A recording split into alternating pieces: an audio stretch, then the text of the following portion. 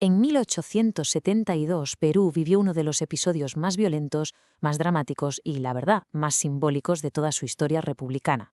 Fue una rebelión militar que en apenas unos días sacudió los cimientos de la nación y cambió su futuro político para siempre. Vamos a desentrañar juntos esta historia que es fascinante. Y esta es la pregunta clave, ¿no? La que nos va a guiar en este recorrido. Veremos cómo un golpe de Estado sangriento, que lo que buscaba era justo lo contrario, preservar el poder de los militares, acabó por destruirlo. Y con unas consecuencias totalmente inesperadas. Bueno, para entender bien qué pasó, tenemos que viajar a ese Perú de 1872.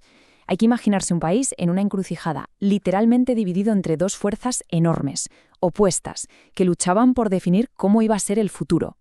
A ver, por un lado teníamos el militarismo. ¿Qué era esto? Pues la vieja guardia del ejército, la de toda la vida, acostumbrada a mandar y a imponer su voluntad por la fuerza. Y justo enfrente, el civilismo, un movimiento que estaba creciendo muchísimo y que pedía otra cosa. Un gobierno basado en la ley, en las elecciones, en las instituciones. Y claro, llegan las elecciones de 1872 y ¡boom!, se produce un auténtico terremoto político. Por primera vez en la historia de Perú se elige a un presidente civil, Manuel Pardo. Su victoria y la de su partido civil supuso un shock tremendo, porque el poder tradicional del ejército se veía, de repente, amenazado por lo que había salido de las urnas. Fijaos en esta cita del historiador Jorge Basadre, porque es clave para entender la mentalidad de los militares. Él lo deja clarísimo. Para ellos, esto no era una simple derrota electoral. No, era una humillación, una afrenta a su papel histórico como los que mandaban en el país. Y aquí es donde aparecen los protagonistas de nuestra historia, los 4 hermanos Gutiérrez: Tomás, Silvestre, Marceliano y Marcelino. Eran, la pura encarnación de ese viejo orden militar. El historiador Mendiburu describe a Tomás, el líder, como un hombre de acción, vehemente, decidido. Ellos representaban justo todo aquello que el civilismo quería dejar atrás. Así que, con un presidente civil a punto de tomar el poder, los Gutiérrez no se iban a quedar de brazos cruzados. Decidieron actuar. Vamos a ver cómo fue ese intento desesperado por frenar el curso de la historia. Todo pasó rapidísimo. Es increíble la velocidad y la violencia. El 22 de julio, Tomás Gutiérrez detiene al presidente saliente, José Balta, y se autoproclama jefe supremo. Pero la respuesta de la gente de Lima es inmediata y es un no rotundo. Y entonces, para empeorarlo todo, ocurre una atrocidad. El presidente Balta es asesinado en su celda. Aquí está la clave de todo. El golpe, en realidad, fracasó desde el primer minuto. Como bien señala la historiadora Margarita Guerra, no tenían ningún apoyo popular. La gente de Lima vio la rebelión como lo que era, un intento de volver al pasado, a las dictaduras militares, justo cuando el país había votado por un futuro completamente distinto. Pero ese rechazo político se va a transformar muy pronto en algo mucho más oscuro. Estamos a punto de entrar en la fase más dramática y violenta de esta historia, cuando estalla la furia del pueblo. Este fue el detonante, la gota que colmó el vaso. El asesinato de Baltá, un presidente que estaba a punto de entregar el poder de forma pacífica, transformó el golpe de un acto político a un crimen monstruoso a los ojos de todo el mundo.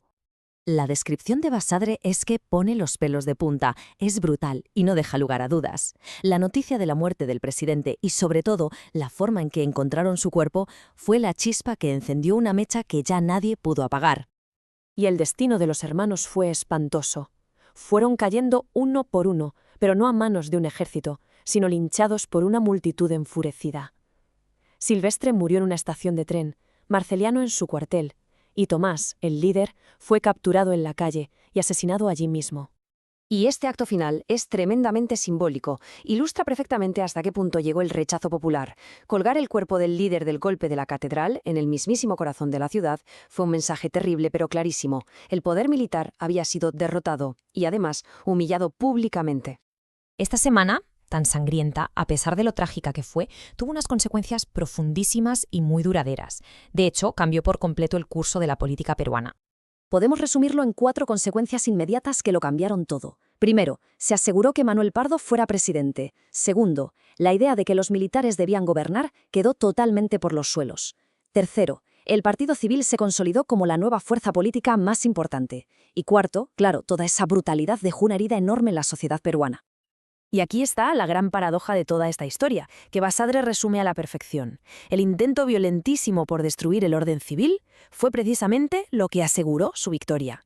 Le salió el tiro por la culata, pero de la forma más trágica que uno pueda imaginar. Pero a ver, después de todo esto, ¿qué lecciones podemos sacar de un episodio tan oscuro? ¿Qué nos dice sobre lo difícil que es, a veces, construir una nación? Pues la lección principal es doble y es fascinante. Por un lado, quedó clarísimo que la sociedad peruana ya había madurado, que ya no iba a tolerar un gobierno impuesto por la fuerza. Pero por otro, la violencia que se desató nos enseña lo frágiles que eran las instituciones del Estado, que fueron incapaces de canalizar toda esa furia. Fue sin duda un capítulo brutal, pero fundamental en la historia de Perú. Y así volvemos a la pregunta con la que empezamos, pero ahora, yo creo, con una perspectiva mucho más profunda.